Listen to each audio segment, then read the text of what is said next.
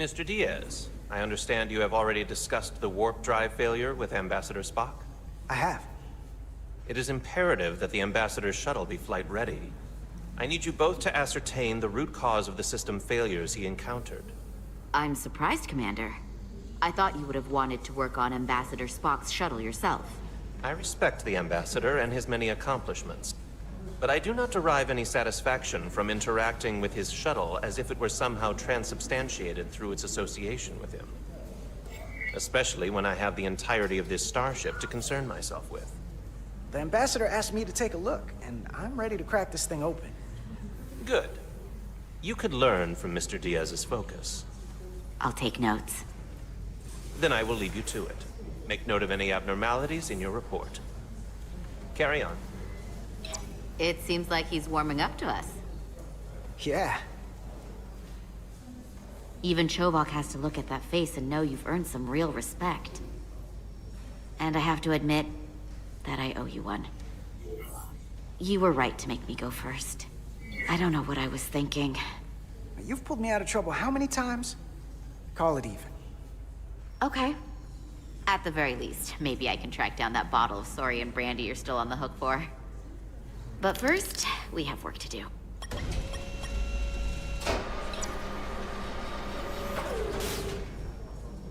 Ready to go? All set. Let's run the diagnostic.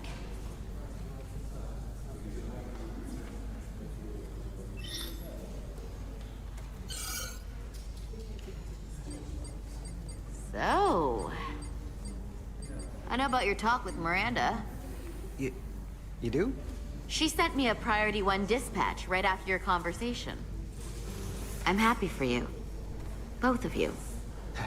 Thanks. But I'm only going to tell you this once. Don't screw this up. Because I would be very unhappy if you tried this out and then, I don't know, 6 weeks or 6 days later, I have to start splitting holidays between the two of you. All because things went south and you're not on speaking terms. That's not gonna happen, okay? And why are you even going there? We haven't even gone on a date yet. I just want you to know where I stand. I like my friends and I like our group. I don't want to lose that. Is that thing done yet? Yeah, it's wrapping up. Let's see. The relays along the primary EPS are blown. The backup relays are all intact. An EPS overload from the warp drive could cause that. But how did the shuttle end up dead in the water? Huh. Well, maybe the ship's data recorder can tell us something.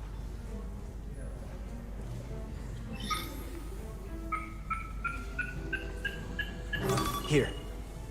They were only about 8 minutes from their plotted warp point. No faults, just those warnings. What are they?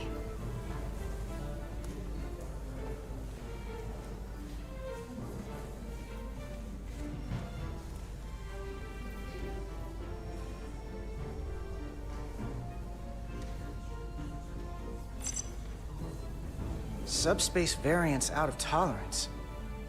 What does that mean? It means the main navigation array lost sight of space somehow. Will the array going offline cause that?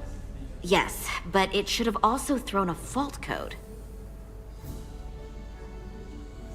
The warp field became inverted suddenly. I've seen this happen when the center warp coil cracks. A cracked warp coil throws a fault code. Still, we should take a look. There was a complete warp cascade failure. Wow. They're lucky the shuttle didn't turn inside out.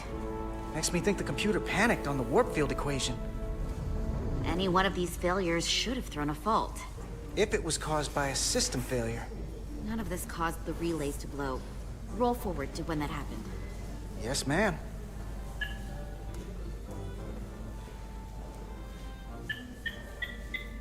So here, they take a moment to get their bearings and they attempt to re-engage the warp drive. There. That's the relays blowing.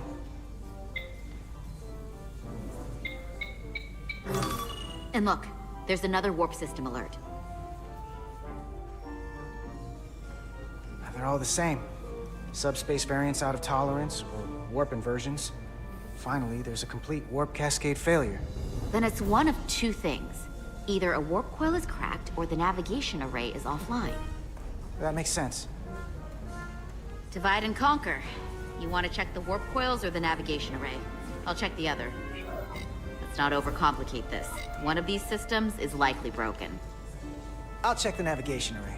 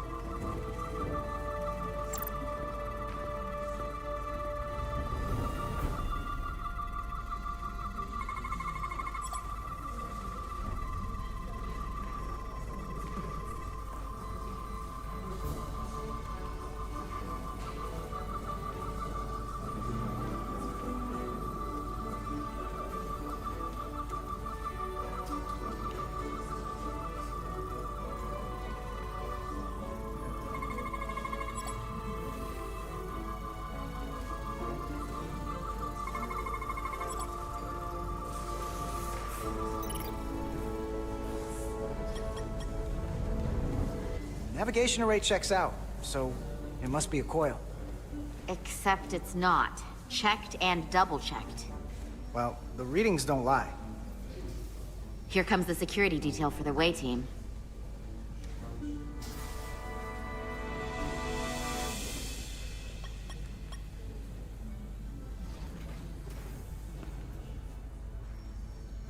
Hey,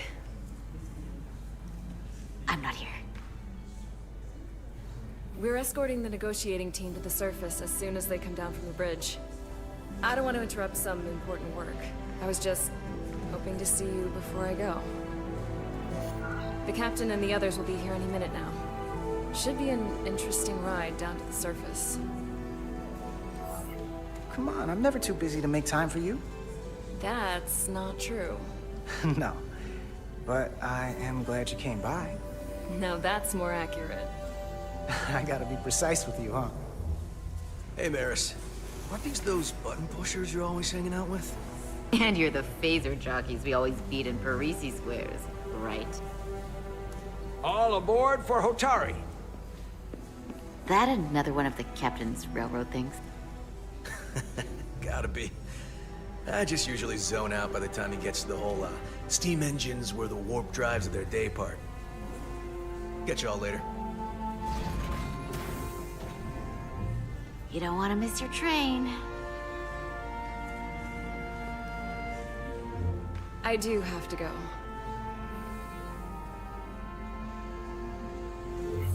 Not gonna lie, I'd rather not leave right now. More important things on my mind.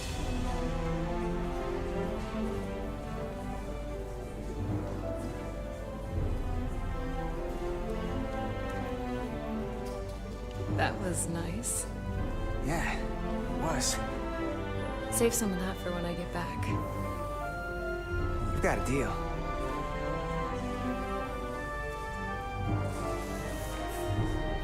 Be seeing you.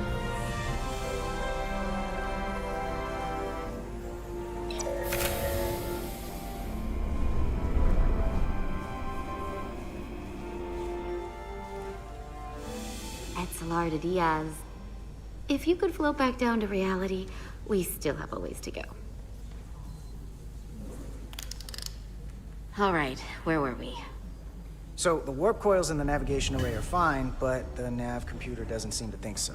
I'm out of ideas short of field stripping the shuttle from bow to stern.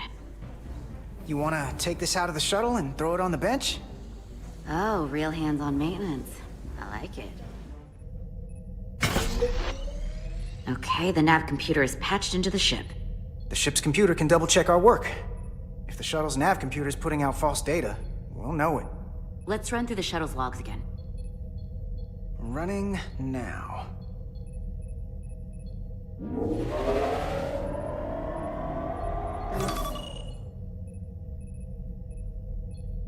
Same. Warp field inversion and a cascade failure. However, the Resolute computer doesn't show the same subspace variance. We're in the same conditions that the shuttle was in when it failed. Why wouldn't the ship's computer get a matching result? What if the subspace variance was a momentary occurrence? That's a possibility, and it would explain why the simulation under our current sensor readings failed to reproduce the issue. But a subspace anomaly strong enough to cause a warp field collapse would leave graviton ripples for days. Let's run with the momentary subspace variance theory for now. Roll forward to the shuttle's attempt to re-engage the warp drive. We need the conditions of space around the shuttle at the moment of warp failure. Resuming simulation.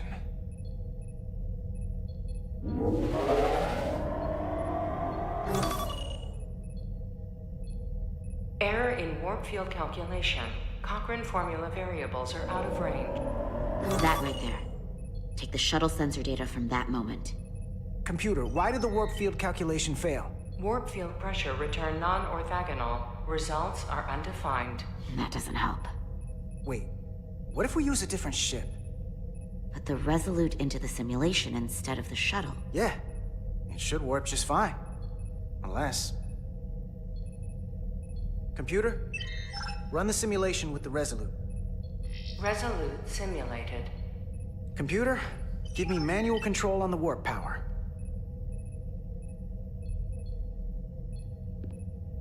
Static field intensity, warp 1.1.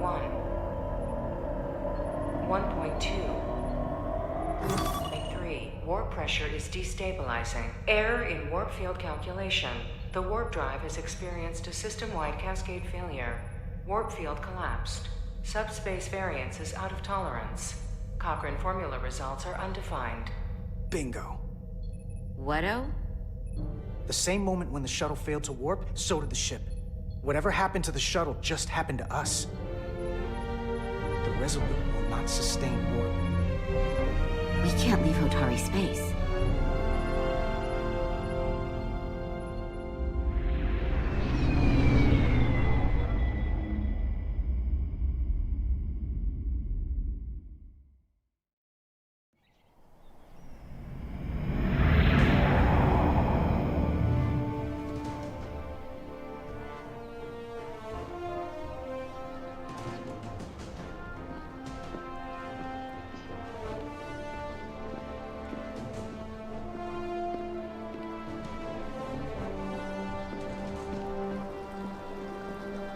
Ambassador Spock, Captain Solano, welcome to Hotari.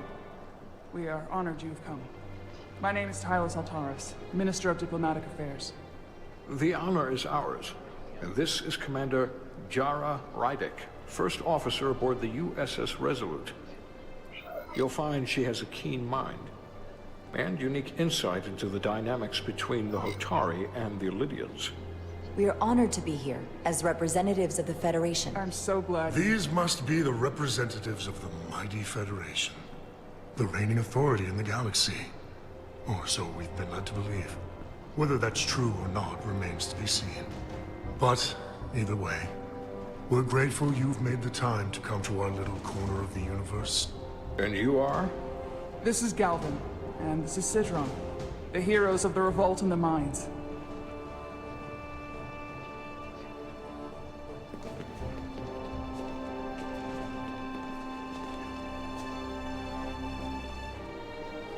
Let's hope this is the last time we ever have to come here. If you'll excuse me.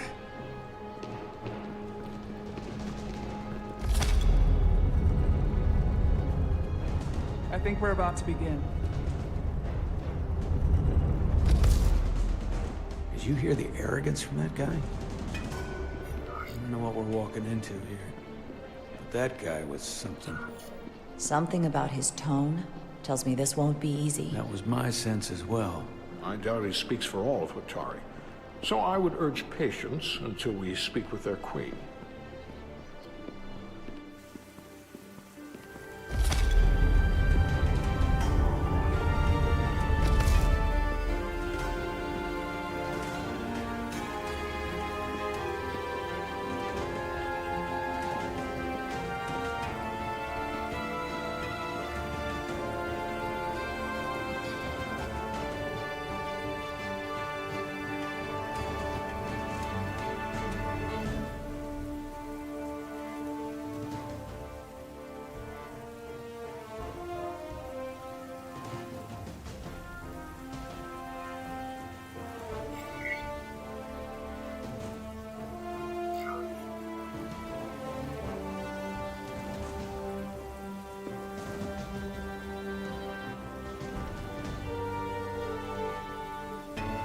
Ambassador Spock, welcome to Holtari Prime. The honor is mine, Your Majesty. That the Federation would send one of their most respected representatives is not only an honor to the Holtari people and their queen, but recognition of our stature and importance. Let's get on with it, shall we? With all due respect to the Federation and their ambassador, they have no authority here. We are not members of their alliance. We are not subject to their rule, nor yours. We demand the immediate return of all mining operations to Elydian control, as it has been for centuries and will be for centuries more. That has always been our understanding. That understanding has changed. Then you invite war! And if you cannot remain silent, you will be silenced. But his point is well taken. What is the Federation's interest in this matter? Perhaps you would have us trade one oppressor for another? The Federation remains neutral. Our only interest is the peaceful resolution of this conflict. We are here at your request, Your Majesty. For now. Saying this wouldn't be easy was an understatement. I thought they wanted us here.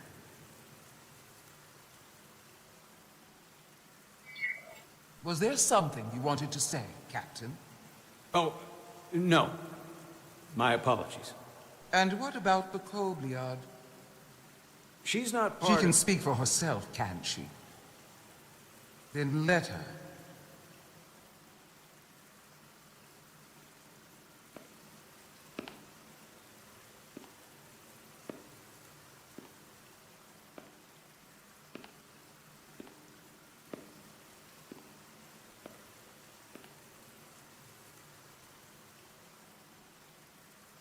Now then, what is your name?